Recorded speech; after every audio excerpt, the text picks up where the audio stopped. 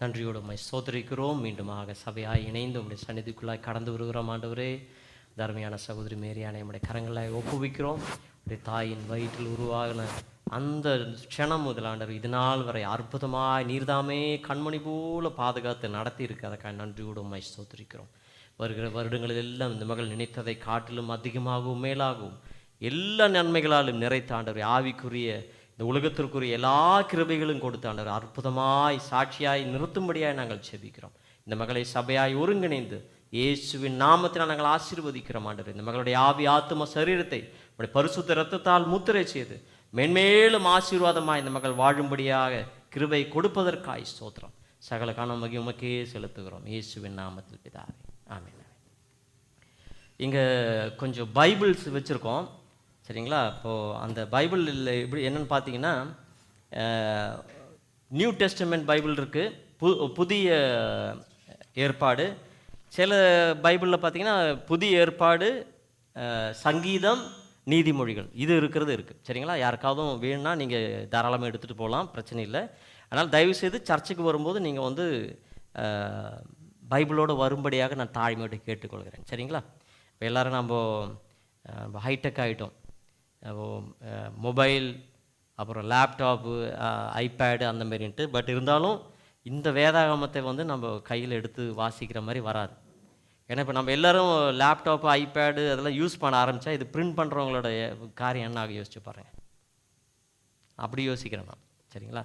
அப்போ இது வந்து இந்த எழுதி தந்த எழுத்து நம்ம கையில் இருக்கிறது ரொம்ப நல்லது. நம்ம கையோட வீட்டில் சும்மா வச்சிருக்கக்கூடாது, நம்ம என்னைக்கு எடுத்து வாசிக்கணும். ஏன்னா சங்கீதங்களின் புஸ்தகம் 19வது அதிகாரம் 8வது வசனம் சொல்லி, இந்த வசனம் வந்து நம்முடைய இருதயத்தை மகிழ்ச்சியாக்கும், நம்முடைய கண்களை தெளிவிக்கும் என்று சொல்லப்பட்டிருக்கு. அப்போ நம்ம மகிழ்ச்சியாக வாழணும் அப்படின்னாக்கா ஒரே ஒரு வழி, இயேசுனுடைய வார்த்தையை, தேவனுடைய வார்த்தையை நாம் சாப்பிடணும், நம்ம உட்கொள்ளணும். இரண்டாவது, நமக்கு கலக்கமாக இருக்குது, சங்கடமாக இருக்குது, போராட்டமாக இருக்குது, சந்தேகமாக இருக்குது, குழப்பமாக இருக்குதுன்னு சொல்கிற நேரங்களில் நம்ம இந்த பைபிள் வாசித்தா நம்ம கண்கள் தெளிவடைய செய்யும். புரியுதுங்களா? அதனால் இந்த பைபிளை வந்து நீங்கள் ஒரு நாளும் வாசிக்காமல் வீட்டிலேருந்து வெளியே இறங்கி போகவோ, ரூம்லேருந்து வெளியே இறங்கி போகவோ செய்யக்கூடாது. அதே மாதிரி வீட்டுக்கு வந்த பிறகு நீங்கள் தூங்குவதற்கு முன்பதாக, சரிங்களா, இதை நீங்கள் வாசிட்டு தான் நீங்கள் படுக்கணும், சரிங்களா? அந்த மாதிரி நீங்கள் ஒரு பழக்கம் வச்சுங்க. யாராவதும் சாப்பிடாமல் வேலைக்கு போவீங்களான்னு கேட்டாங்க, நாங்கள் போவோம் அப்படின்னா அங்கே போய் சாப்பிடுவீங்கள்ல.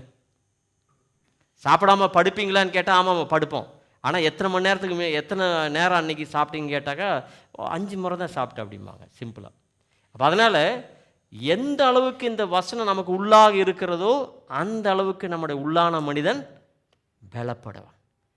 சரீரப்பிரகாரமான உணவு நம்ம சாப்பிடலாம், எவ்வளவு டயர்டாக நம்ம ஆகிறோமோ அதே போல் ஆவிக்குரிய உள்ளான அந்த மனிதன் இந்த உணவு கிடைக்கலன்னா டயர்டாயிடுவான். டயர்டாகி நீங்கள் கவனிக்கலைனாக்கா அவன் சிக்காயிடுவான். சிக்காயிட்டா என்ன ஆகும்? அப்புறம் எழும்பவே முடியாது. யாராவது உங்களை உதவி செய்யணும். பிரச்சனை வரும்போது உடனே சோர்ந்து போயிடுவீங்க, சரிங்களா? அதனால் நம்ம இன்றைக்கி ஒரு தீர்மானம் எடுப்போம். நம்ம சபைக்கு வர்றது நல்லது, ஜெபம் பண்ணுறது நல்லது, மற்ற ஊழியர்கள், மூப்பர்கள், மற்ற எல்லாருடைய செய்திகள் கேட்பது நல்லது தான், இல்லைன்னு சொல்லலை. ஜெபங்கள் அவங்களுடைய உதவி கேட்பது நல்லது. ஆனாலும் அதற்கு மேலாக இந்த தேவ வசனத்தை நம்ம அதிகமாய் நாம் நேசித்து அதை வாசித்து அதை முடிந்த வரைக்கும் மனப்பாடம் பண்ணி வைக்கிறது ரொம்ப நல்லது. ஏன்னாக்கா யோவான் சுவிசேஷம் 14வது அதிகாரம் 26வது வசனம் வாசிச்சிங்கனாக்கா இயேசுவானவர் சொல்லுகிறார், ஒரு தேற்றரவாளன் வருவார், அவர் நான் உங்களுக்கு கற்பித்ததெல்லாம் உங்களுக்கு ஞாபகப்படுத்துவார். இந்த தேவனானவர் கற்பித்த இந்த வசனங்கள் உள்ளே இருந்தால் தான் ஞாபகம் வரும். நான் சொல்கிறது புரியுதுங்களா? இப்போ ஒரு சட்டியில் ஏதாவது இருந்தால் தான் கரண்டி போட்டால் வெளியே வரும், இல்லைங்களா? எம்டியாக வச்சுருந்தா தான் வெளியே வருமா? ஒன்றும் வராது. அப்போ என்று சொல்லுகிறது போல் நம்ம எவ்வளவுக்கு எவ்வளவு இந்த வசனங்களை மனப்பாடம் பண்ணுகிறோமோ, விசுவாசிக்கிறோமோ, நம்புகிறோமோ, அதை பின்பற்றுகிறோமோ, அதை வைத்து தான் ஏற்ற வேளையில் அவர் தகுந்த விதமாக நமக்கு வேண்டிய அறிவுரைகளையும் எல்லா கருத்துக்களையும் நமக்கு ஆண்டவரான பரிசுத்த ஆணையை நமக்கு ஞாபகப்படுத்துவார். இன்றைய தினமும் கூட நாம் தியானிக்கும்படியாக இன்று வாசித்த அந்த சங்கீதங்களின் புஸ்தகம் 113வது அதிகாரம், அதனுடைய 7-8 வசனங்களை வாசிப்போம். அதை தொடர்ந்து ஒரு அதிகாரம் முழுவதுமாக நம்முடைய பாபு பிரதர் வாசிப்பார், சரிங்களா? 113வது சங்கீதம் அதனுடைய 7, 8, 9 இது எல்லாரும் நல்லா கவனிங்க. ஏன்னா இது உண்மையாக நம்முடைய வாழ்க்கையில் கர்த்தர் நடத்த போகிற சம்பவம் தான். சரிங்களா? நிச்சயமாக நடக்கும். ஏனென்றால் இயேசுவானவர் நேற்றும் இன்றும் என்றும் மாறாதவராக இருக்கிறார். அவர் பட்சாபாதம் உள்ளவர் இல்லை. அவருக்கு செஞ்சால் நமக்கும் அவர் நிச்சயமாக செய்வார். வாசிப்போம். 113வது சங்கீதம் 7, 8, 9. அவர் சிறியவனை புழுதியிலிருந்து தூக்கி விடுகிறார், எளியவனை குப்பையிலிருந்து உயர்த்துகிறார். அவனை பிரபுக்களோடும் தமது ஜனத்தின் அதிபதிகளோடு உட்கார பண்ணுகிறார். மலடியை சந்தோஷமான பிள்ளைத்தாட்சியாக்கி வீட்டிலே குடியிருக்க பண்ணுகிறார். அல்லேலூயா. ஹல்லேலூயா. இங்கே பார்த்தீங்கன்னா இந்த வசனம் வேறு எங்கே இருக்குது அப்படின்னு பார்த்தீங்கன்னாக்கா 1 சாமுவேலின் புஸ்தகம் 2வது அதிகாரம் அதனுடைய 8வது வசனத்தை வாசிக்கும் பொழுது, அவர் சிறியவனை புழுதியிலிருந்து எடுத்து எளியவனை குப்பையிலிருந்து உயர்த்துகிறார். அவர்களை பிரபுக்களோடு உட்காரவும் மகிமையுள்ள சிங்காசனத்தை சுதந்திரிக்கவும் பண்ணுகிறார். பூமியின் அஸ்திபாரங்கள் கர்த்தருடையவைகள், அவரே அவைகளின் மேல் பூச்சக்கரத்தை வைத்தார் என்று சொல்லுகிறதா பாரு. இது யார் சொல்கிறா என்று பார்த்தீங்கன்னா 2வது அதிகாரம் 1வது வசனம் பார்த்தீங்கன்னா தெரியும். அப்பொழுது அன்னாள் ஜெபம் பண்ணி என் இருதயம் கர்த்தருக்குள் களி கூறுகிறது என்று சொல்லி அநேக பாடலை போல காரியத்தை சொல்லி இந்த வசனத்தை வாசிக்கிறதா பார்க்கும். இப்பொழுதும் கூட நம்முடைய பாபு பிரதர் அவர்கள் 1 சாமுவேலின் புஸ்தகம் 1வது சாமுவேலின் புஸ்தகம் 1வது அதிகாரம் முழுவதுமாக வாசிப்பார். நீங்கள் கவனமாக கேட்கும்படியாக நான் தாழ்மையோடு கேட்டுக்கொள்கிறேன். சாமுவேலின் 1ஆம் புஸ்தகம் முழுவதும். எப்ராஹிம் மலை தேசத்தில் இருக்கிற சோபீம் எனப்பட்ட ராமதாயிம் ஊரானாகிய ஒரு மனுஷன் இருந்தான். அவனுக்கு எல்கானா என்று பேர். அவன் எப்ராஹிமினாயாகிய சூப்புக்கு பிறந்த தோகுவின் குமாரனாகிய எலிக்குவின் மகனான ஏரோகாமின் புத்திரன். அவனுக்கு 2 மனைவிகள் இருந்தார்கள். ஒருத்தி பேர் அன்னாள், மற்றவர் பேர் பெனினாள். பெனினாளுக்கு பிள்ளைகள் இருந்தார்கள், அன்னாளுக்கோ பிள்ளை இல்லை. அந்த மனுஷன் சீலோவிலே சேனைகளின் கர்த்தரை பணிந்து கொள்ளவும் அவருக்கு பலியிடவும் வருஷந்தோறும் தன் ஊரிலிருந்து போய் வருவான். அங்கே கர்த்தரின் ஆசாரியரான ஏலியின் 2 குமாரராகிய ஓப்னியும் பினெகாசும் இருந்தார்கள். அங்கே எல்கானா பலியிடும் நாளிலே அவன் தன் மனைவியாகிய பெனினாளுக்கும் அவளுடைய எல்லா குமாரருக்கும் குமாரர்களுக்கும் பங்கு போட்டு கொடுப்பான். அன்னாளை சிநேகித்தபடியினால் அவளுக்கு இரட்டிப்பான பங்கு கொடுப்பான். கர்த்தரோ அவள் கர்ப்பத்தை அடைத்திருந்தார். கர்த்தர் அவள் கர்ப்பத்தை அடைத்தபடியினால் அவளுடைய சக்காலத்தி அவள் துக்கப்படும்படியாக அவளை மிகவும் விசனப்படுத்துவாள். அவள் கர்த்தருடைய ஆலயத்திற்கு போகும் சமயத்தில் அவள் வருஷந்தோறும் அந்த பிரகாரமாய் செய்வாள். இவள் அவளை மனமடிவாக்குவாள். அப்பொழுது அவள் சாப்பிடாமல் அழுது கொண்டிருப்பாள். அவள் புருஷனாகிய எல்கானா அவளை பார்த்து, அன்னாளே, ஏன் அழுகிறாய்? ஏன் சாப்பிடாதிருக்கிறாய்? ஏன் சஞ்சலைப்படுகிறாய்? 10 குமாரரை பார்க்கலாம் நான் உனக்கு அதிகம் அல்லவா என்றான். சீலோவில் அவர்கள் புசித்து குடித்த பின்பு அன்னாள் எழுந்திருந்தாள். ஆசாரனாகிய ஏலி கர்த்தருடைய ஆலயத்தின் வாசல் நிலையண்டையிலே ஒரு ஆசனத்தின் மேல் உட்கார்ந்திருந்தான். அவள் போய் மனங்கசந்து மிகவும் அழுது கர்த்தரை நோக்கி விண்ணப்பம் பண்ணி, சேனைகளின் கர்த்தாவே, தேவரீர் உம்முடைய அடியாளின் சிறுமியை கண்ணோக்கி பார்த்து உம்முடைய அடியாளை மறவாமல் நினைத்தருளி உமது அடியாளுக்கு ஒரு ஆண் பிள்ளையை கொடுத்தாள். அவன் உயிரோடு இருக்கும் சகல நாளும் நான் அவனை கர்த்தருக்கு ஒப்புக் கொடுப்பேன். அவன் தலையின் மேல் சவரன் கத்தி படுவதில்லை என்று ஒரு பொருத்தனை பண்ணினாள். அவள் கர்த்தருடைய சந்நிதியில் வெகு நேரம் விண்ணப்பம் பண்ணுகிற போது ஏலி அவள் வாயை கவனித்து கொண்டிருந்தான். அன்னாள் தன் இருதயத்திலே பேசினாள். அவளுடைய உதடுகள் மாத்திரம் அசைந்தது. அவள் சத்தமோ கேட்கப்படவில்லை. ஆகியால் அவள் வெறுத்திருக்கிறாள் என்று ஏலி நினைத்து அவளை நோக்கி, நீ எதுவரைக்கும் வெறுத்திருப்பாய்? உன் குடியை உன்னை விட்டு விலக்கு என்றான். அதற்கு அன்னாள் பிரதியுத்தாரமாக, அப்படியல்ல என் ஆண்டவனே, நான் மனக்லேசமுள்ள ஸ்திரீ. நான் திராட்சை ரசமாகிலும் மதுவாகிலும் குடிக்கவில்லை. நான் கர்த்தருடைய சந்நிதியில் என் இருதயத்தை ஊற்றிவிட்டேன். உம்முடைய அடியாளை பேலியாளின் மகளாக எண்ணாதேயும். மிகுதியான விசாரத்தினாலும் கிளேசத்தினாலும் இம்மட்டும் விண்ணப்பம் பண்ணினேன் என்றாள். அதற்கு ஏலி, சமாதானத்தினுடனே போ. நீ இஸ்ரவேலின் தேவனிடத்தில் கேட்ட உன் விண்ணப்பத்தின்படி அவர் உனக்கு கட்டளையிடுவாராக என்றான். அப்பொழுது அவள், உம்முடைய அடியாளுக்கு உம்முடைய கண்களின் மேல் தயை கிடைக்க கடவுது என்றாள். பின்பு அந்த ஸ்திரீ புறப்பட்டு போய் போஜனம் செய்தாள். அப்புறம் அவள் துக்கமுகமாயிருக்கவில்லை. அவர்கள் அதிகாலையிலே எழுந்து கர்த்தரை பணிந்து கொண்டு ராமாவில் இருக்கிற தங்கள் வீட்டுக்கு திரும்பி போனார்கள். எல்கானா தன் மனைவியாகிய அன்னாளை அறிந்தான். கர்த்தர் அவளை நினைத்தருளினார். சில நாள் சென்ற பின்பு அன்னாள் கர்ப்பவதியாகி ஒரு குமாரனை பெற்று கர்த்தரிடத்தில் அவனை கேட்டேன் என்று சொல்லி அவனுக்கு சாமுவேல் என்று பெயரிட்டாள். எல்கானா என்பவன் கர்த்தருக்கு வருஷந்தோறும் செலுத்தும் பலியையும் தன் பொருத்தனையும் செலுத்தும்படியாக தன் வீட்டார் அனைவரோடும் கூட போனான். அன்னாள் கூட போகவில்லை. அவள் பிள்ளை பால் மறந்த பின்பு அவன் கர்த்தரின் சந்நிதியிலே காணப்படவும் அங்கே எப்பொழுதும் இருக்கவும் நான் அவனை கொண்டு போய் விடுவேன் என்று தன் புருஷனிடத்தில் சொன்னாள். அப்பொழுது அவள் புருஷனாகிய எல்கானா அவளை நோக்கி, நீ உன் இஷ்டப்படி செய்து அவனை பால் மறக்க பண்ண மட்டும் இரு, கர்த்தர் தம்முடைய வார்த்தையை மாத்திரம் நிறைவேற்றுவாராக என்றான். அப்பொழுது அப்படியே அந்த ஸ்திரீ தன் பிள்ளையை பால் மறக்க மட்டும் அதற்கு முளை கொடுத்தாள். அவள் அவனை பால் மறக்க பண்ணின பின்பு 3 காலையிலும் ஒரு மரக்கால் மாவையும் ஒரு துருத்தி திராட்சை ரசத்தையும் எடுத்துக்கொண்டு அவனையும் கூட்டிக் கொண்டு சீலோவில் இருக்கிற கர்த்தருடைய ஆலயத்திற்கு போனாள். பிள்ளை இன்னும் குழந்தையாக இருந்தது. அவர்கள் ஒரு காளையை பலியிட்டு பிள்ளையை ஏலியனிடத்தில் கொண்டு வந்து விட்டார்கள். அப்பொழுது அவள், என் ஆண்டவனே, இங்கே உம் மண்டையிலே நின்று கர்த்தரை நோக்கி விண்ணப்பம் பண்ணின ஸ்திரீ நான் தான் என்று என் ஆண்டவனாகிய உம்முடைய ஜீவனை கொண்டு சொல்லுகிறேன். இந்த பிள்ளைக்காக விண்ணப்பம் பண்ணினேன். நான் கர்த்தரிடத்தில் கேட்ட என் விண்ணப்பத்தின்படியே எனக்கு கட்டளையிட்டார்.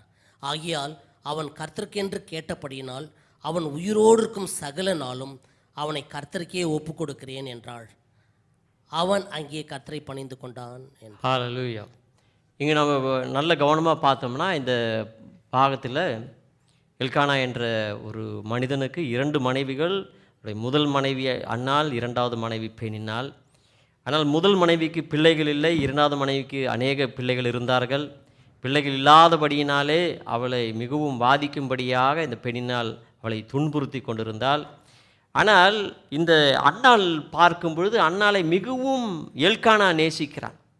ஆனால் அந்த நேசம் அவளுடைய இருதயத்தின் சங்கடத்தை மாற்றவில்லை, அவளுடைய இல்லாய்மையை மாற்றவில்லை, துக்கத்தை மாற்றவில்லை, துயரத்தை மாற்றவில்லை. இதிலிருந்து என்ன நமக்கு தெரிகிறது என்று சொன்னால், இந்த அன்னாளின் இந்த நிலைமைக்கு என்ன காரணம், அன்னாளின் நிலைமை தான் என்ன என்று பார்க்கும் பொழுது பாசிட்டிவான நிலைமை என்னன்னா, முதலாவது மனைவி, அது ஒரு பாசிட்டிவான பாயிண்ட். 2, அன்பு கூறுகிற ஒரு கணவன். அவள் எப்பொழுதும் ஆலயம் செல்லுகிற மனிதர்களாக இருந்தார்கள். அவளுக்கு எப்பவுமே அந்த இரட்டிப்பான பங்கை தருகிற ஒரு அனுபவம் அவளுக்கு கிடைக்கும் அனுபவம் இருந்தது. இதெல்லாம் நல்ல பாகம். நெகட்டிவ் சைடு என்னென்னு பார்த்தீங்கன்னாக்கா, அவளுக்கு குழந்தைகள் இல்லை. 10வதுக்கு அவளுடைய இந்த 2வது அந்த மனைவி, அந்த ஸ்திரீயானவள், பெண்ணினால் அந்த சக்கலதியானவள் மிகவும் துன்புறுத்தி கொண்டிருந்தாள். இங்கே பாருங்கள் 6வது வசனம், கர்த்தர் அவள் கர்ப்பத்தை அடைத்தபடியினால் அவளுடைய சக்களத்தை அவள் துக்கப்படும்படியாக அவளை மிகவும் விசனப்படுத்துவாள். அப்போது அவள் வருஷந்தோறும் அந்த பிரகாரமாய் செய்வாள், அவளை மனமடிவாக்குவாள் என்று பார்க்கிறோம்.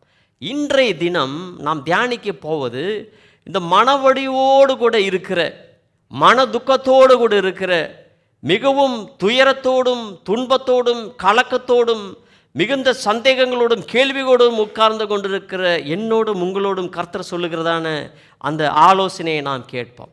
இந்த அன்னாளின் வாழ்க்கையை பாருங்கள். நல்லொரு குடும்ப வாழ்க்கை தான், நல்லொரு கணவன் தான், நல்ல சரீர பிரகாரமாக அவளுக்கு ஆரோக்கியம் இருந்தது, செல்வம் செழிப்பெல்லாம் இருந்தது. அதனால தான் எல்லோரும் சேர்ந்து வந்து அந்த பலியை செலுத்துகிறார்கள், சந்தோஷமாக இருக்கிறார்கள், அந்த பொருத்தனை செலுத்துகிறார்கள், எல்லா காரியங்களும் நடந்து கொண்டு இருக்கிறது. ஆனாலும் அவளுடைய வாழ்க்கையில் ஒரு குறைவு இருந்தது. என்ன குறைவு சொல்லுங்கள் பார்க்கலாம். அந்த பெண்ணினால் என்ற ஸ்திரீயானவள் அவளை மிகவும் துக்கப்படுத்தி கொண்டிருந்தாள். ஏன் துக்கப்படுத்தி கொண்டிருந்தாள் என்று நாம் பார்க்கும் பொழுது, அந்த 5வது வசனமும் 6வது வசனம் நீங்கள் பார்த்தீங்கன்னா, கர்த்தரோ அவள் கர்ப்பத்தை அடைத்திருந்தார். கர்த்தர் அவள் கர்ப்பத்தை அடைத்தபடியினால்தான் அவளுக்கு இப்படியாக ஒரு துன்பம் கடந்து வருகிறது, இப்படியாக ஒரு சஞ்சலம் அவளுடைய வாழ்க்கையில் கடந்து வருது. இப்படியாக இந்த அவளுடைய எதிராளியாகிய சக்களத்தியாகிய இந்த ஸ்திரீயானவள் இப்படி சொல்லும் பொழுது அவள் மிகவும் கலங்கி போய் அவள் அழுது கொண்டு உட்கார்ந்து கொண்டு இருக்கிறாள், சாப்பிடாமல் உட்கார்ந்து கொண்டு இருக்கிறாள். இன்று நான் உங்களுக்கு சொல்லுகிறேன் பிரியமானவர்களே, ஒருவேளை நம்முடைய வாழ்க்கையில் ஏதாவது காரியங்கள் தாமதித்து கொண்டு இருக்கலாம். ஒருவேளை நம்முடைய வாழ்க்கையில் ஒரு ஆசீர்வாதம் அநேகருக்கு கிடைத்து கொண்டிருக்கிறது, ஆனால் நமக்கு கிடைக்காமல் இருக்கலாம். அநேகருக்கு எளிதில் கிடைக்கிறது, நம்முடைய வாழ்க்கையில் தாமதமாய் கொண்டிருக்கிறது. என்று சொல்லி நாம் கலங்கி கொண்டிருக்கலாம்.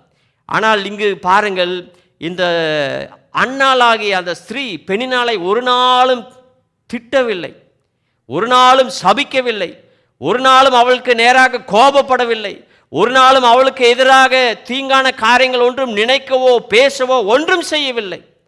ஹல்லேலூயா. 1 பேதுருவின் புஸ்தகம் 5வது அதிகாரம் அதனுடைய 8வது வசனத்தை வாசித்து பாருங்கள் பிரியமானவர்களே.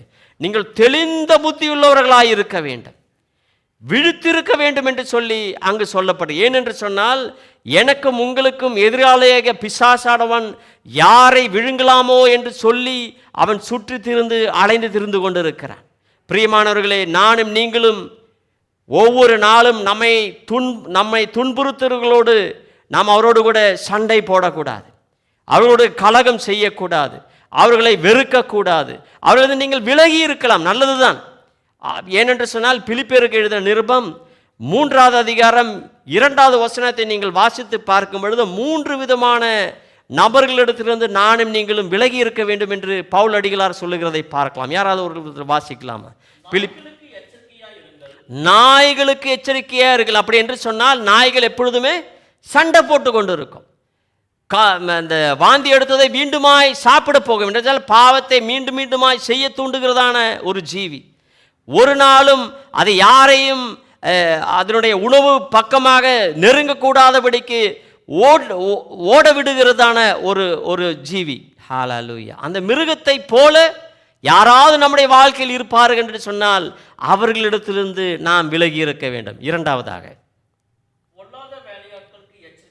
பாருங்கள், பொல்லாதவர்கள் நமக்கு எப்படி தீங்கு செய்யலாம், எப்படி நம்மை அழிக்கலாம், எப்படியாக நம்மை ஒழித்து விடலாம் என்று சொல்லி இருக்கிற யாராவது நபர்கள் இருப்பார்கள் என்று சொன்னால் அவர்களோடு கூட நீங்கள் இணைந்து இருக்கக்கூடாது, அவர்களிடத்திலிருந்து நீங்கள் விலகி இருக்க வேண்டும். ஹல்லேலூயா. 3வது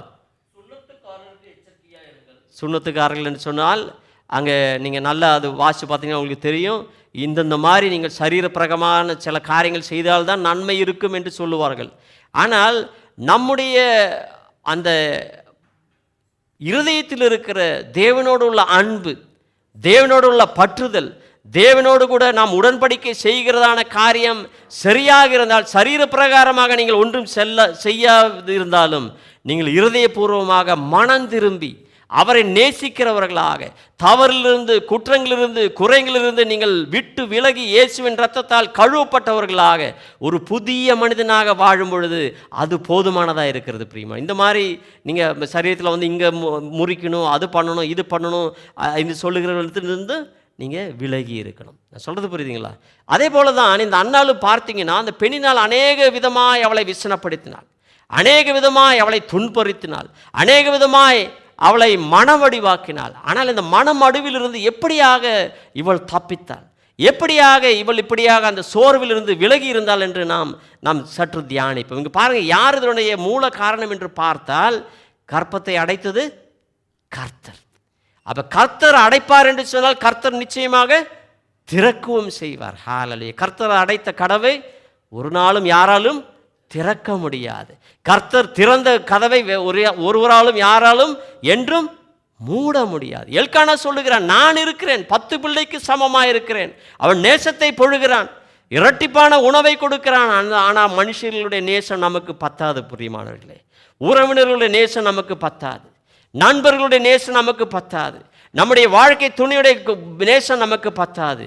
தேவனுடைய நேசம்தான் எனக்கும் உங்களுக்கும். எல்லாரும் சொல்லுங்க, தேவனுடைய நேசம். ஹல்லேலூயா. அந்த அன்பானது முடிவில்லாத அன்பு, அளவில்லாத அன்பு, அது நித்தியமாய் நிலை நிற்கிறதான அன்பு, அது அநாதி சிநேகமாய் இருக்கிற அன்பு. பிரியமானவர்களே, அந்த அன்பானவரிடத்தில் நாம் கடந்து செல்லும் பொழுது கர்த்தர் நிச்சயமாய் நம்முடைய வாழ்க்கையில் இருக்கிற எல்லா குறைவையும் அவர் மாற்றி போட வல்லவராய் இருக்கிறார். அப்போ இந்த ஸ்திரீயானவள் என்ன செய்தால், அவளுக்கு எதிராளியே இருக்கிறவளை அவள் சட்டை செய்யாமல் அது விலகி இருந்தாள், கண்ணீரோடு கூட தான் இருந்தாள், சங்கடத்தோடு கூட தான் இருந்தாள். அவள் சாப்பிடாமல் இருந்தால் என்ன அர்த்தம் பிரியமானவர்களே? உபவாசத்திலும் இருந்தாள் என்ற அர்த்தம். அப்போ நம்முடைய வாழ்க்கையில் பிரச்சனைகள் வரும் பொழுது, போராட்டங்கள் வரும் பொழுது, அநேக நாட்களாக, மாதங்களாக, வருடங்களாக ஏதாவது ஒரு காரியம் நம்முடைய வாழ்க்கையில் நடக்காது இருக்கிறது என்று சொன்னால், நாம் ஜெபிக்கிறோம், நம்ம எல்லாம் செய்கிறோம், ஆனால் என்னுடைய வாழ்க்கையில் மட்டும் அது நிறைவேற தாமதமாக இருக்கிறது, நிறைவேற மாட்டேன்கிறது என்று சொன்னால் நானும் நீங்களும் செய்ய வேண்டியது கண்ணீரோடு கூட உபவாசத்தோடு கூட நம்ம என்ன செய்ய வேண்டும்? தேவனுடைய சந்நிதிக்குள்ளாய் கடந்து போக வேண்டும். எல்லாரும் சொல்லுங்க, கண்ணீரோடு கூட ஜெபத்தோடு கூட கர்த்தருடைய சந்நிதிக்குள்ளாக நாம் கடந்து செல்வோம். எங்கே சொல்லப்பட்டிருக்குதுங்க பாருங்கள் பிரியமானவர்களே. 9:10 பார்த்தீங்கன்னாக்கா, அவர்கள் புசித்து கொடுத்த பின்பு அன்னாள் எழுந்திருந்தால் ஆசிரியனாக ஏழு கர்த்தருடைய ஆலயத்தின் வாசல் நிலையிலே ஒரு ஆசனத்தில் உட்கார்ந்தால் அவள் போய் மனம் கசந்து மிகவும் அழுது கர்த்தரை நோக்கி விண்ணப்பம் பண்ணுகிறாள்.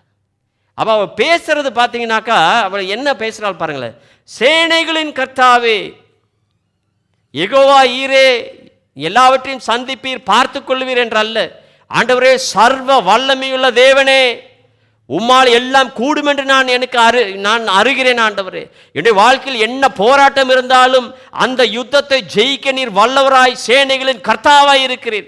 எனக்கு எதிராக சத்துருக்கள் எல்லாரும் சேர்ந்து வந்தாலும் அவர்களை எல்லாம் விரட்டோட்டு செய்ய வல்லமை உம்மில் இருக்கிறது ஆண்டவரே என்று சொல்லுகிறபடியாக அவள் சொல்லுகிறார், சேனைகளின் கர்த்தாவே.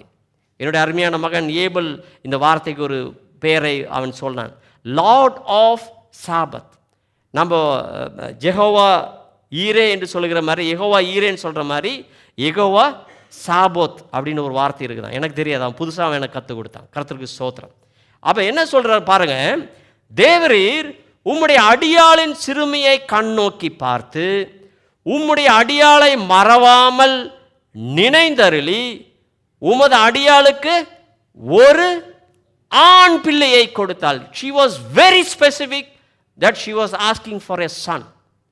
அப்ப நம்முடைய ஜெபத்திலும் கூட மிகவும் தெள்ள தெளிவாக துல்லியமாக, தேவனே எனக்கு இந்த காரியம் எனக்கு தரும்படியாக நான் என்னை தாழ்த்துகிறேன் ஆண்டவரே, என்னை நிலைத்தருளும் ஆண்டவரே, என்னுடைய சிறுமையை நினைத்தருளும். உடைய வசனம் சொல்லுகிறது, சிறுமையானவர்களை உயர்த்துகிற தேவன், புழுதியில் இருக்கிறவனை உயர்த்துகிற தேவன், தாங்குகிற தேவன், ஆசீர்வதிக்கிற தேவன் என்று சொல்லி இருக்கிறேன் ஆண்டவரே.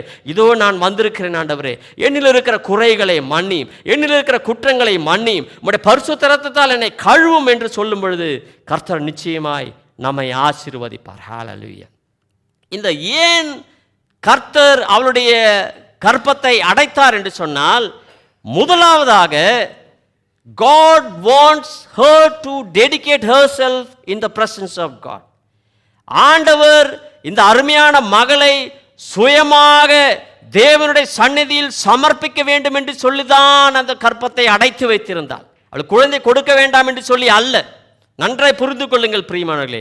உங்களுடைய வாழ்க்கையில் ஏதாவது குறைகள் குற்றங்கள் இருக்கும் என்று சொன்னால் நீங்கள் கர்த்தருடைய சந்நிதியிலாய் கடந்து சென்று, தேவனே என்னுடைய குறைகளையும் குற்றங்களையும் நான் ஆண்டவரே உம்முடைய கரங்களிலாய் உம்முடைய பாதத்திலாய் சமர்ப்பிக்கிறேன் ஆண்டவரே, உம்முடைய பரிசுத்த இரத்தத்தால் தான் என்னை கழுவி சுத்திகரிக்க முடியும், சகல பாவங்களையும் கழுவி சுத்திகரிக்கிற வல்லமையுள்ள இயேசுவின் இரத்தத்தால் நானும் நீங்களும் இப்பொழுதே கழுவப்பட்டு கொண்டிருக்கிறோம். எல்லோரும் கைகளை உயர்த்தி அந்த உச்சன் தலைமையில் வைத்து சொல்லுங்கள், இயேசுவே உம்முடைய இரத்தத்தால் என்னை கழுவும் ஆண்டவரே, என்னுடைய சிந்தைகளில் வந்த பாவங்களை கழுவும், என்னுடைய வார்த்தைகளில் வந்த பாவங்களை கழுவும், என்னுடைய ஆண்டவரே கண்களால் நான் செய்த பாவங்களை கழுவும் ஆண்டவரே, நான் வேண்டாத காரியங்களை கேட்டுக்கொண்டிருந்தேன் என்னை கழுவும் ஆண்டவரே, என்னுடைய கரங்களால் நான் வேண்டாத காரியங்களை செய்திருக்கிறேன் என்னை கழுவும் ஆண்டவரே, வேண்டாத இடங்களுக்கு நான் சென்றிருக்கின்ற கால்களை கழுவும் ஆண்டவரே, வேண்டாத எண்ணங்களை எல்லாம் நான் கொண்டிருந்தேன் என்னை கழுவும் ஆண்டவரே.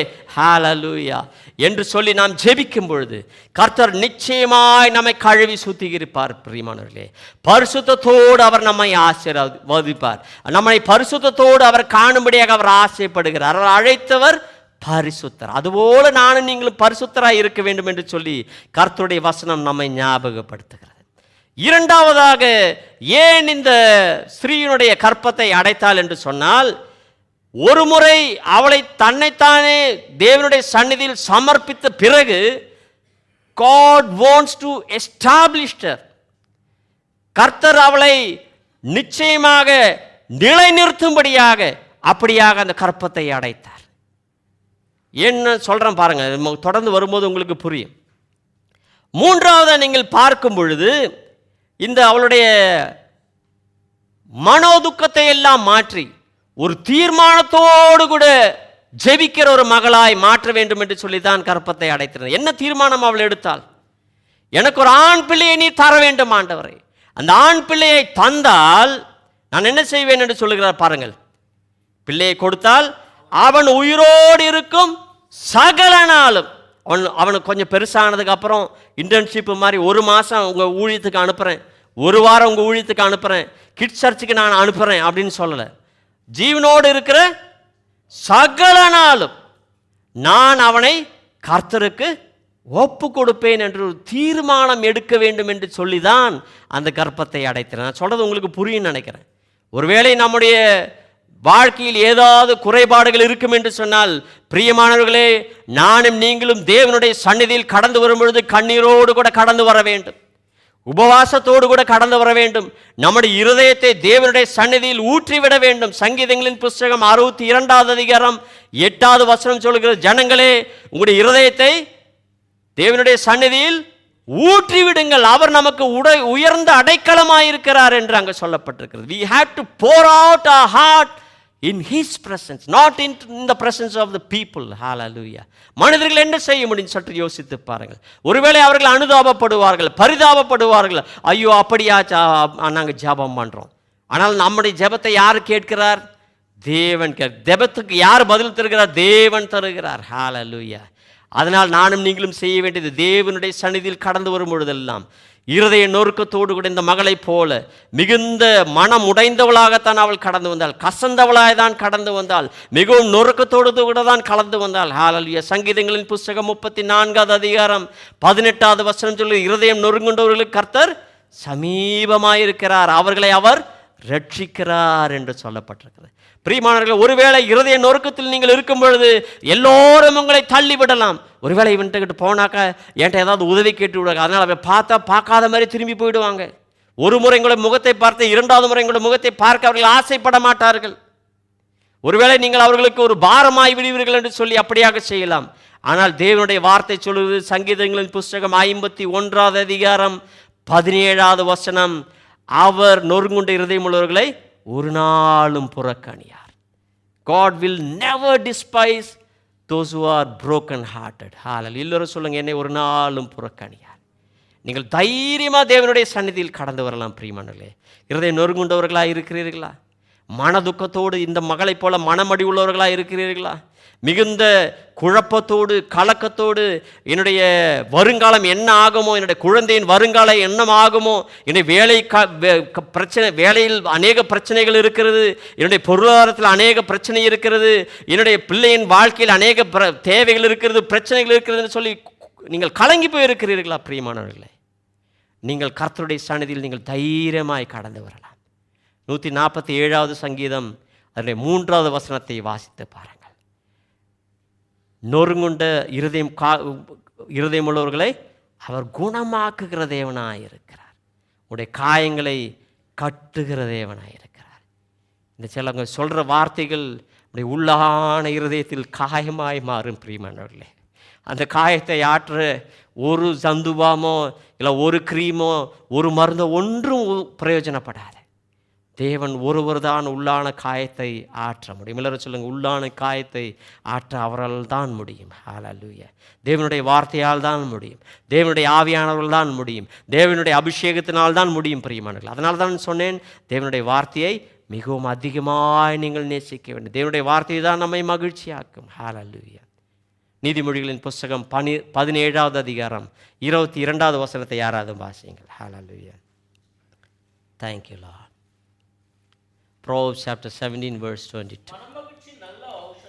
மனமகிழ்ச்சி நல்ல ஔஷதம். ஔஷதம்னா மருந்துன்னு அர்த்தம். முறிந்த ஆவியோ எலும்புகளை உலர பண்ணும். முறிந்த ஆவியோ எலும்புகளை உலர பண்ணும். A merry heart does good like medicine, but a broken spirit dries the bones.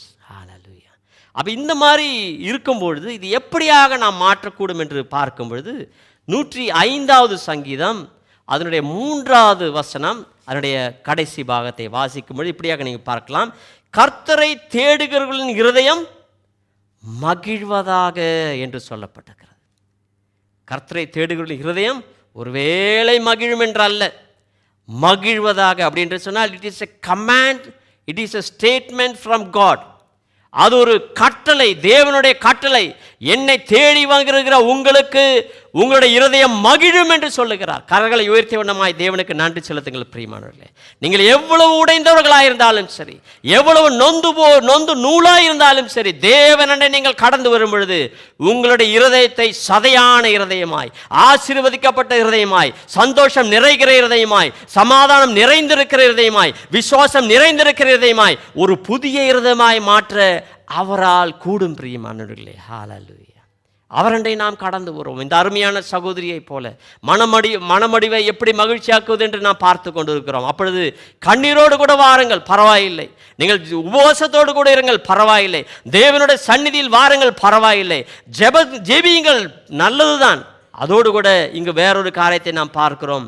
அவள் பொருத்தனை செய்து அவள் ஜெபிக்கிறாள். ஆண்டவரே, என்னுடைய வாழ்க்கையில் முதலாவது தருகிற நன்மையை நான் உமக்கென்று நான் தருவேன். ஆண்டவர், எல்லாரும் சொல்லுங்கள், எனக்கு தருகிற முதலாதான நன்மையை ஆண்டவரே நான் உமக்கு தருவேன். அந்த முதற் பலனை தேவனுக்கு நாம் கொடுக்கும் பொழுது கர்த்தர் அந்த ஆசீர்வாதத்தை மட்டுமல்ல, நம்முடைய வாழ்க்கை முழுவதுமாக ஆசீர்வாதமாய் மாற்றுவார். முற்றிலுமாய் நம்மை ஆசீர்வாதமாய் உயர்த்துவார். நாம் நினைத்ததை காட்டிலும் அவர் நம்மை உயர்த்துவார். நாம் வேண்டிக் கொள்வதை காட்டிலும் அவர் நம்மை உயர்த்துவார். நம்முடைய அருகதை காட்டிலும் அவர் நம்மை உயர்த்துவார். பிரியமானவர்களே, ஹல்லேலூயா. அருமையான அன்னாளின் வாழ்க்கையை நீங்கள் பார்க்கும் பொழுது அவள் விண்ணப்பம் செய்கிறாள். அவள் உதடுகள் மட்டும்தான் அசைந்து கொண்டிருக்கிறது. பார்த்து கொண்டிருந்த ஏலி அந்த ஆசாரியனுக்கு புரியவில்லை. அவர் நினைத்தார் இவள் மதுபானம் எடுத்துக்கொண்டு இப்படியாக பிதற்றிக் கொண்டிருக்கிறாள் என்று சொல்லி. ஆனால் அவர் இருதய வேதனையினால் அப்படியாக சொல்லி கொண்டிருந்தார். ஒருவேளை இருதயத்தின் வேதனையின் ஆதிக்கத்தால் நீங்கள் இருக்கும் பொழுது நான் என்ன ஜெபிக்க வேண்டும் என்று நீங்கள் பெருமூச்சு விட்டால் கூட அந்த பெருமூச்சை கூட புரிந்து கொள்ளுகிற ஒரு அருமையான அன்பான ஒரு தேவன் இருக்கிறார். பெருமூச்சு யாருக்காவது விட தெரியுமா? ஒரு மூச்சையும் காணா இல்லைங்களா?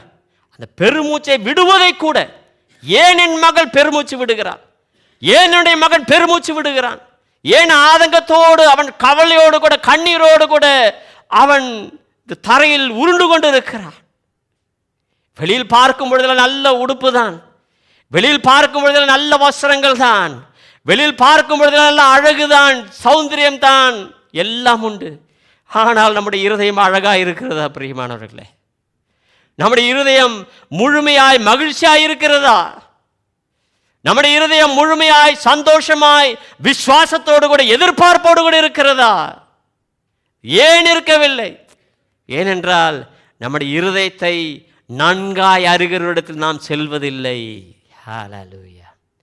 நம்முடைய இருதயத்தை நன்காய் அறிகிற ஒரு தேவன் இருக்கிறார். மனிதன் முகத்தை பார்க்கிறான், ஆனால் தேவனோ நம்முடைய இருதயத்தை பார்க்கிற தேவனாயிருக்கிறார். இருதயத்தின் சிந்தனைகளை அறிகிற தேவனாயிருக்கிறார். இருதயத்தின் எண்ணங்களை அறிகிறவராயிருக்கிறார். இருதயத்தின் வாஞ்சைகளை அறிகிற தேவனாயிருக்கிறார். இருதயத்தின் விருப்பத்தை அறிகிற தேவனாயிருக்கிறார். ஹல்லேலூயா. அதனால்தான் சங்கீதங்களின் புஸ்தகம் 37:4 சொல்லுகிறது, நாம் கர்த்தருக்குள் மனமகிழ்ச்சியாக இருக்கும் பொழுது அவர் நம்முடைய இருதயத்தின் வேண்டுதல்களை ஆருளி செய்வார். ஹல்லேலூயா. When you and I delight in the Lord, He will fulfill every desires of our heart. Hallelujah. அவர் நம்முடைய இருதயத்தின் வாஞ்சைகளை அவர் நிறைவேற்றுவார். எத்தனை பேர் விசுவாசிக்கிறீங்க? அவர் நிறைவேற்றுவார். எப்பொழுது?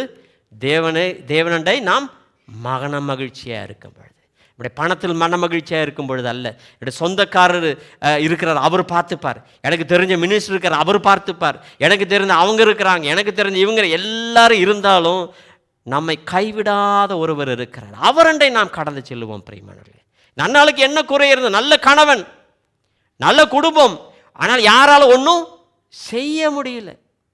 ஆனால் தேவனண்டை வந்து அவள் பொருத்தனை செய்த பொழுது, அவள் இருதயத்தில் இருக்க எல்லாவற்றையும் ஊற்றின பொழுது அவளுக்கு கர்த்தர் ஆசீர்வதிக்கும்படியாக கர்த்தர் கிருபை செய்தார்.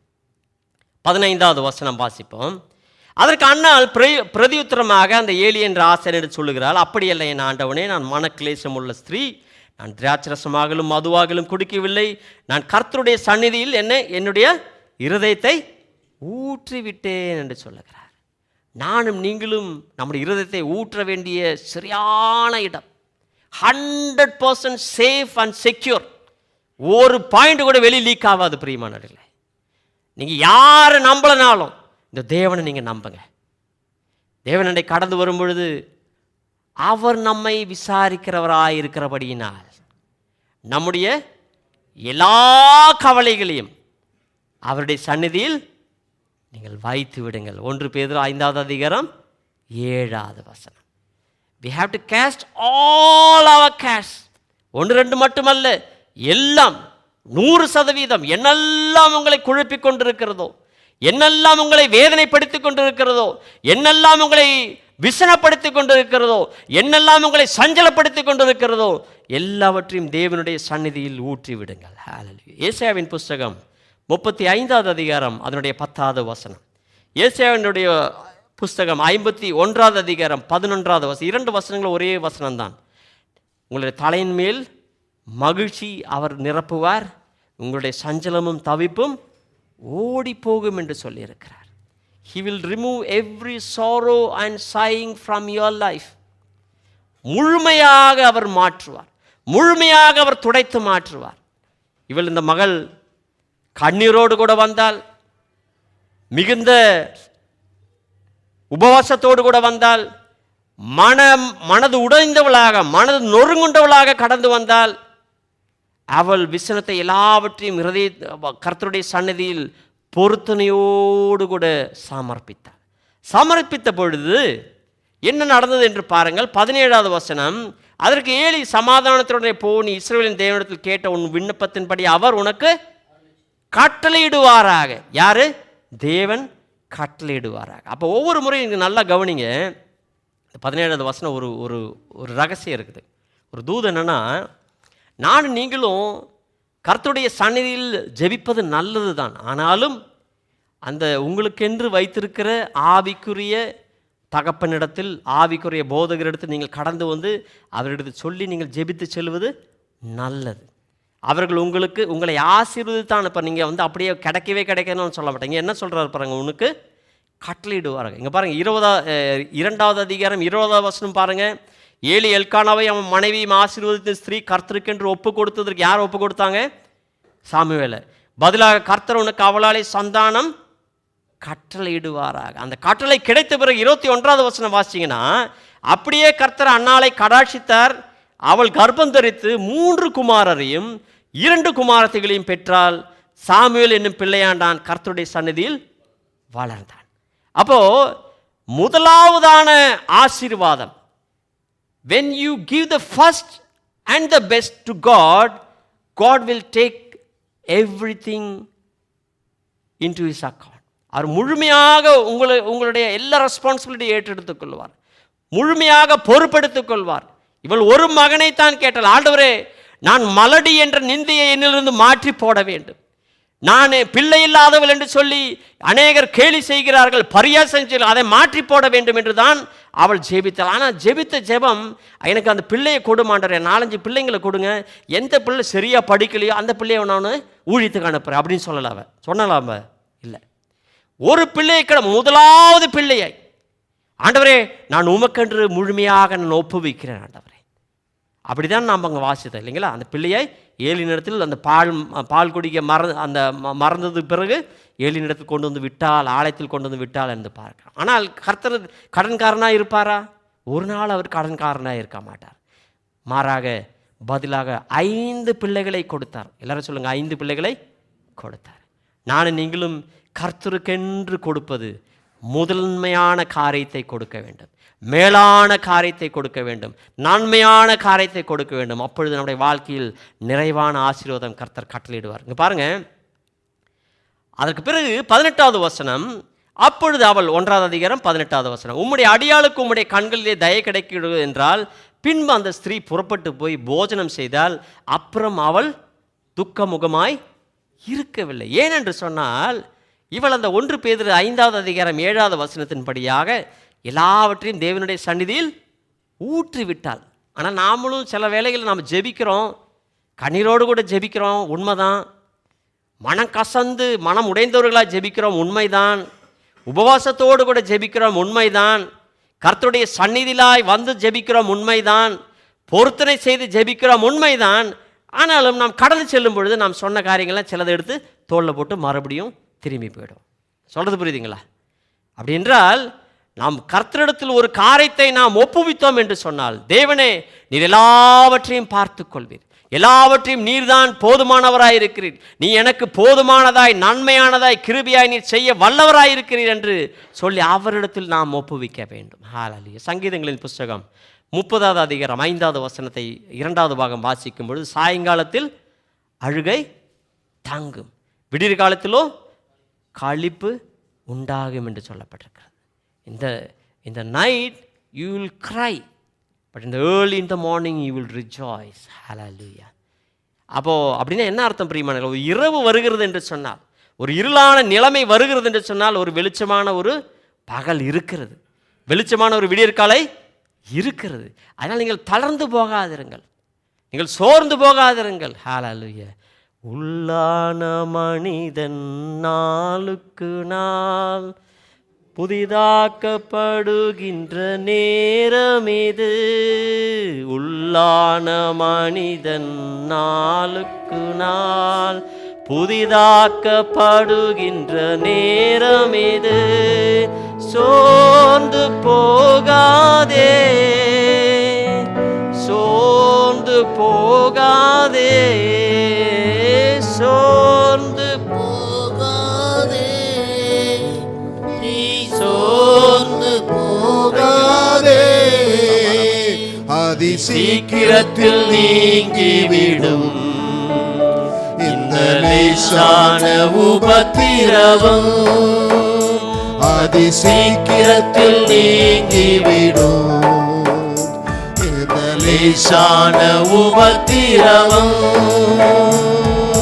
சோர்ந்து போகாதே, நீ சோர்ந்து போகாதே, சோர்ந்து போகாதே, நீ சோர்ந்து போகாதே. காண்கிற உலகம் தேடவில்லை, காணாத பரலோகம் நாடுகிறோம். காண்கிற உலகம் தேடவில்லை, காணாத பரலோகம் நாடுகிறோம். சோர்ந்து போகாதே, நாங்கள் சோர்ந்து போக மாட்டோம். ஹல்லேலூயா. சோர்ந்து போக மாட்டோம், நாங்கள் சோர்ந்து போக மாட்டோம். அதி சீக்கிரத்தில் நீங்கிவிடும் இந்த லேசான உபத்திரவம். அதி சீக்கிரத்தில் நீங்கிவிடும் இந்த லேசான உபத்திரவம். ஹல்லேலூயா. Thank you Jesus. ஹல்லேலூயா. இந்த அருமையான மகள் தேவனுடைய சந்நிதியில் வந்து இருதயத்தை ஊற்றின பொழுது அவருடைய உள்ளான மனுஷி உயிரடைந்தாள். உயிரடைந்த பொழுது அவள் பொருத்தனையோடு கூட ஜெபிக்கிறாள். தேவனே, நீர் எனக்கு தருகிற அந்த பிள்ளையை உமக்கென்று நான் சமர்ப்பிப்பேன் ஆண்டவரே, உமக்கென்று நான் தருவேன் ஆண்டவரே, உம்முடைய ஊழியத்திற்கு நான் ஒப்புவிக்கிறேன் ஆண்டவரே என்று சொல்லி அந்த பிள்ளையை கொடுப்பதாய் பார்க்கலாம். ஆனால் ஒவ்வொரு வருடமும் அவர்கள் இந்த ஆலயத்திற்கு கடந்து வரும் பொழுதெல்லாம் இந்த மகனுக்கு ஒரு புதிய சட்டையை தைத்து கொண்டு வந்து கொடுப்பார்கள். அவர்கள் பார்த்து கொண்டே இருக்கிறார்கள். இந்த மகன் வளருகிறான், கிருபையில் வளருகிறான், ஆவிக்குரிய நன்மைகளை அறிகிறான். ஏலியினுடைய பிள்ளைகள் மிகுந்த தகாத விதத்தில் நடந்து அவர்கள் அழிந்து போகிறார்கள். ஆனால் இவனோ கர்த்தரில் பலப்பட்டு ஒவ்வொரு தினமும் அவர் வல்லமையாய் அவன் வளர்ந்து கொண்டிருக்கிறான். இந்த அருமையான இந்த சாமுவேலை வைத்துதான் இந்த புத்தகம் எழுதப்பட்டிருக்கிறது. நான் முதலாவதாக சொன்னேன், எப்பொழுதெல்லாம் நம்முடைய ஆசீர்வாதம் தாமதமாய் கொண்டிருக்கிறதோ நீங்கள் கலங்காதிருங்கள் பிரியமானவர்களே. Late blessing is always greatest blessing. Hallelujah. Late blessing is great blessing. Hallelujah. தாமதமாய் கிடைக்கிற ஆசீர்வாதம் அது மேன்மையான ஆசீர்வாதம். எல்லாரும் சொல்லுங்க, late blessing is a great blessing. So late ஆயிடுச்சுன்னு நீங்கள் கவலைப்படாதீங்க. உங்களுக்காக சரியான நன்மையான மகிமையான மேன்மையான ஒரு காரியத்தை கர்த்தர் ஆயத்தம் பண்ணி கொண்டிருக்கிறார். கரங்களை தட்டி நீங்கள் பெற்றுக்கொள்ளுங்கள் பிரியமானவர்களே. விசுவாசம் உள்ளவர்கள் பெற்றுக்கொள்ளுங்கள். ஹல்லேலூயா. என்னுடைய தகப்பன் உங்களுடைய தகப்பன் நான் கேட்கிறதை அது சீக்கிரத்தை இப்படியாக எரிந்து விடுகிறவர் அல்ல. நம்மை ஆயத்தப்படுத்தி அவர் தருவார். அது சீக்கிரத்தில் நீங்கிவிடும், உண்மைதான். ஆனால் அவர் தருவது சாதாரணமான நன்மையாய் இருக்காது. இந்த புத்தகத்தை நீங்கள் முழுவதுமாய் வாசித்து பாருங்கள். பெனின்னாவுடைய பிள்ளைகளை குறித்து எங்காவது ஏதாவது சொல்லப்பட்டிருக்கிறதா? இல்லை. இந்த புத்தகம் ஒன்று சாமுவேல் அன்னாளின் முதலாம் புத்தகம் இருக்கிறதா? இல்லை. சாமுவேலின் முதலாம் புத்தகம், சாமுவேலின் இரண்டாம் புத்தகம். அப்படி என்றால் கர்த்தர் கொடுக்கிற அந்த குழந்தை, கர்த்தர் தருகிற அந்த நன்மை, அது சரித்திரத்தில் இருக்கக்கூடிய நன்மையாக கர்த்தர் நமக்கு தருவார். ஹல்லேலூயா. வெறும் சாதாரணமான நன்மை அல்ல பிரியமானவர்களே. It will not be ordinary blessing, it will be extraordinary blessing in your life. ஹல்லேலூயா. நம்முடைய வாழ்க்கையில் கர்த்தர் தர விரும்புவது, நாம் கர்த்தருடைய சந்நிதியில் முழுமையாய் நம்மை சமர்ப்பித்து, தேவனே என்னை முழுமையாய் சமர்ப்பிக்கிறேன் ஆண்டவரே, என்னை முழுமையாய் ஒப்பு கொடுக்கிறேன் ஆண்டவரே, எனக்கு தருகிற நன்மையான முழுமையாய் உம்முடைய சந்நிதியில் நான் சமர்ப்பிப்பேன் என்று பொருத்தனை செய்து அதன்படியாக நாம் ஜீவிக்கும் பொழுது அதை ஒரு சரித்திரமாய் அவர் மாற்றுவார். அது நாம் மட்டும் அனுபவிப்பது கிடையாது, நாம் மட்டும் காண்பது கிடையாது, நாம் மட்டும் தொட்டு உணர்வது கிடையாது. இந்த உலகம் முழுவதுமாய் அதை காணும். ஹல்லேலூயா. 40வது சங்கீதத்தை நீங்கள் வாசித்து பாருங்கள். உங்களை ஆசீர்வதிக்கிற தேவனை கண்டு மற்றவர்கள் பயப்படுவார்கள். அந்த வசனத்தை நாம் வாசிப்போம். ஒரே ஒரு வசனத்தை. Thank you lord, thank you Jesus. Hallelujah. 40வது சங்கீதம், அதனுடைய ஒரு வசனம் இருக்குது பாருங்க. பயங்கரமான ஒன்றிலிருந்து வாசிக்கிறேன். கர்த்தருக்காக பொறுமையுடன் காத்திருந்தேன். நம்ம ரொம்ப நேராச்சு, இருந்தாலும் பொறுமையோடு நான் காத்திருப்போம் என்று காத்திருந்தான். அவர் என்னிடமாய் சாய்ந்து என் கூப்பிடுதலை கேட்டார். பயங்கரமான குழியிலும் உளையான சேற்றிலும் என்னை தூக்கி எடுத்து என் கால்களை கண்மலையின் மேல் நிறுத்தி என் அடிகளை உறுதிப்படுத்தி, நமது தேவனை துதிக்கும் புதுப்பாட்டை அவர் என் வாயிலே கொடுத்தார். வேதனையின் மத்தியில் அவர் பாடலை தருவார், பிரயாசத்தின் மத்தியில் பாடலை தருவார், உபத்திரவ வேளையில் உங்களுக்கு பாடலை தருவார். அப்படி நீங்கள் பாடும் பொழுது அநேகர் அதை கண்டு பயந்து கர்த்தரை நம்புவார்கள். சற்று யோசித்து பாருங்கள். நீங்கள் பிரச்சனையில் இருக்கிறது அநேகருக்கு தெரியும், உங்களுடைய வாழ்க்கையில் குறைவுகள் இருக்கிறது அநேகருக்கு தெரியும். ஆனால் அதன் மத்தியிலும் நீங்கள் சந்தோஷமாய் பாடி துதித்து கொண்டிருக்கிறீர்கள், ஆனந்தத்தோடு கூதுகளத்தோடு கர்த்தரை மகிமைப்படுத்துகிறீர்கள். அப்படி என்றால் என்ன அர்த்தம் பிரியமானவர்களே? நம்முடைய தேவன் ஜீவனுள்ள தேவன். அவர் சொன்னால் வார்த்தை மாறாதவராக இருக்கிறார். நம்மை அழைத்த தேவன் அவர் உண்மையுள்ளவராக இருக்கிறார். நமக்கு வாக்குத்தத்தம் பண்ணின தேவன் உண்மையுள்ளவராக. இந்த தேவனடி நாம் கடந்து வரும்பொழுது நம்முடைய வாழ்க்கையில் ஏதாவது குறைகள் இருக்குமா? சற்று யோசித்து பாருங்கள். அப்போ நம்முடைய மனமடிவை மனமகிழ்ச்சி ஆக்க வேண்டும் என்று சொன்னால் நம்முடைய தேவனண்டை கடந்து வந்து நம்மை முழுமையாக நாம் ஒப்பு கொடுக்க வேண்டும். எப்படியாக ஒப்பு கொடுக்க வேண்டும்? கண்ணீரோடு கூட நாம் ஒப்பு கொடுக்க வேண்டும். இரண்டாவது, உபவாசத்தோடு கூட ஒப்பு கொடுக்க வேண்டும். கர்த்தருடைய சந்நிதியிலாய் வரும்பொழுது ஜெபத்தோடு நம்மை ஒப்பு கொடுக்க வேண்டும். இருதயத்தை முழுமையாக அவரிடத்தில் ஊற்றி கொடுக்க வேண்டும். நான்காவதாக, அவருடைய சந்நிதியில் பொருத்தனையோடு கூட நாம் ஜெபிக்க வேண்டும். இன்றைய தினம் நம்ம சுகமளிக்கும் ஆராதனையாக நடந்துக்கணும். இப்போ சுகமளிக்கும் ஆராதனைக்கும் இந்த போர்ஷனுக்கு ஏதாவது சம்மந்தம் இருக்கா என்று கேட்டிங்கனாக்கா நீங்கள் என்ன சொல்லுவீங்கன்னு எனக்கு தெரியாது. ஆனால் நான் சொல்கிறேன், she had 4 types of healing.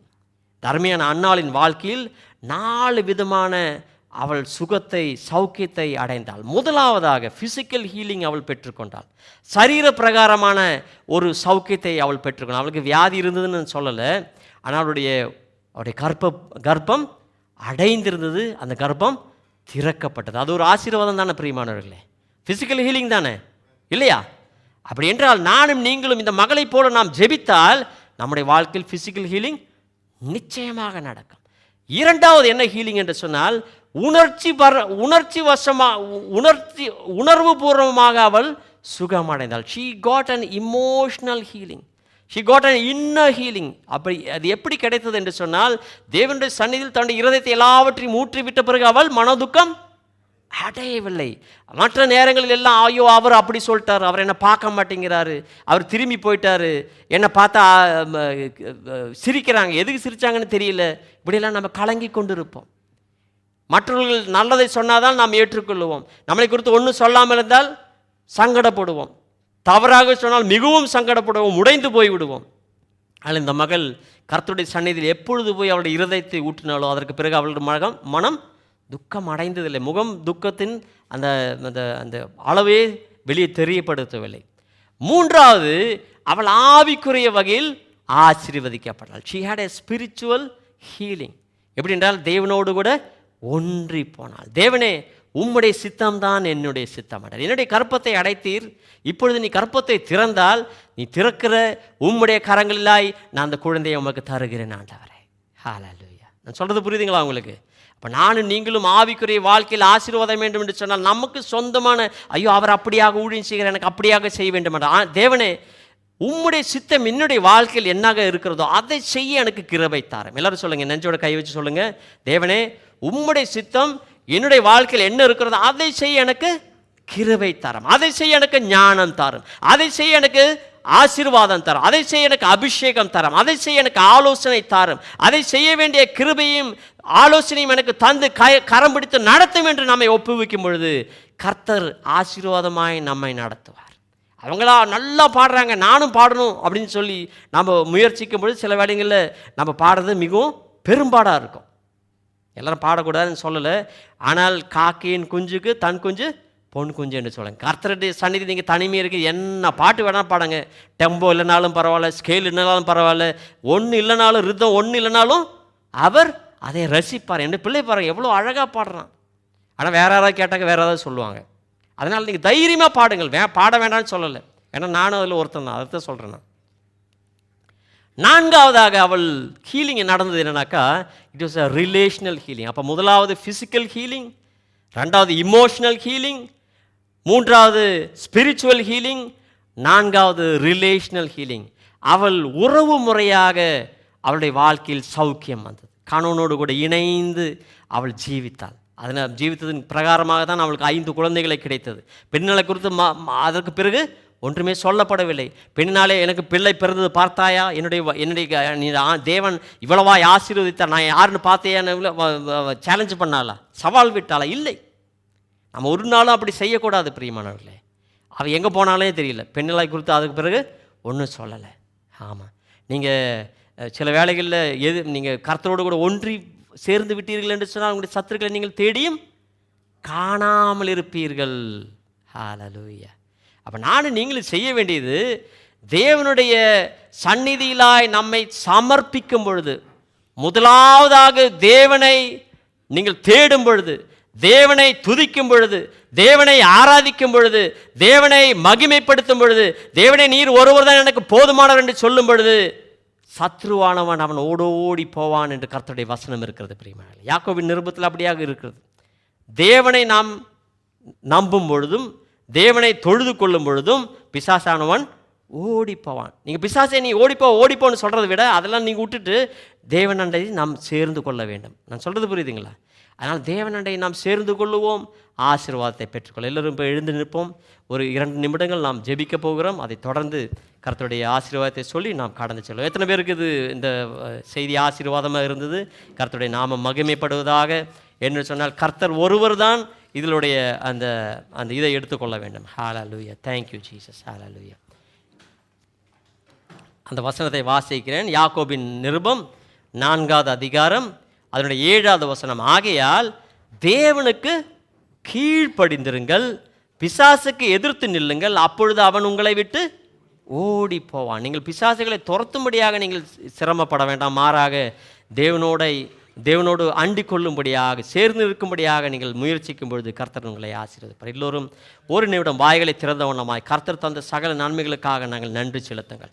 இவ்வளவாய் நம்மை ஆசீர்வதித்திருக்கிற நன்றி செலுத்துங்கள். அவருடைய இரத்தத்தால் நம்மை மீட்டு கொண்டாரே, அதற்கு நன்றி செலுத்துங்கள். அவருடைய அன்போடு கூட முதலாவதாக நம்மை அழைத்தாரே, நம்மை தேர்ந்தெடுத்தாரே, நம்முடைய அந்த பயங்கரமான குழியில் நின்று உளையான சேட்டு நம்மை தூக்கி எடுத்தாரே, அதற்காக நன்றி செலுத்துங்கள். சிறியவனாய் இருக்கிற என்னையும் உங்களையும் அவர் தூக்கி எடுத்தாரே, நன்றி செலுத்துங்கள். புழுதியில் இருந்து நம்மை தூக்கி எடுத்தாரே, நன்றி செலுத்துங்கள். அவருக்கு நன்றி செலுத்துங்கள். வாய்களை திறந்தவனமாய் நன்றி செலுத்துங்கள். தந்திருக்கிற நல்ல வேலைகளுக்காய் நன்றி செலுத்துங்கள். தந்திருக்கிற வேலை ஸ்தாபனங்களுக்காய் நன்றி. தந்திருக்கிற நல்ல தேசத்திற்காய் நன்றி. தந்திருக்கிற நல்ல குடும்பத்திற்காய் நன்றி. தந்திருக்கிற சரீர பிரகாரமான ஆரோக்கியத்திற்காய் நன்றி.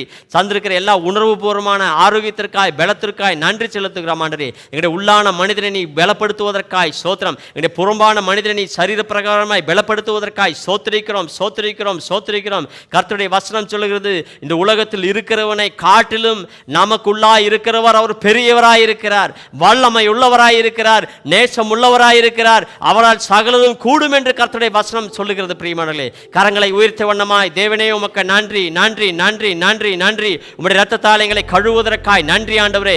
இப்பொழுது நாங்கள் ஜெபித்துக் கொண்டிருக்கிற வேளையில் தேவனே உம்முடைய காரம் ஆண்டவரே ஒவ்வொருவரையும் தொட்டு கொண்டிருப்பதற்காய் சோத்திரம். தனித்தனியாய் தொடுவதற்காய் சோத்திரம். எல்லா விதமான தலைவலிகளை நீர் மாற்றி கொடுத்து கொண்டிருப்பதற்காய் சோத்திரம் ஆண்டவரே.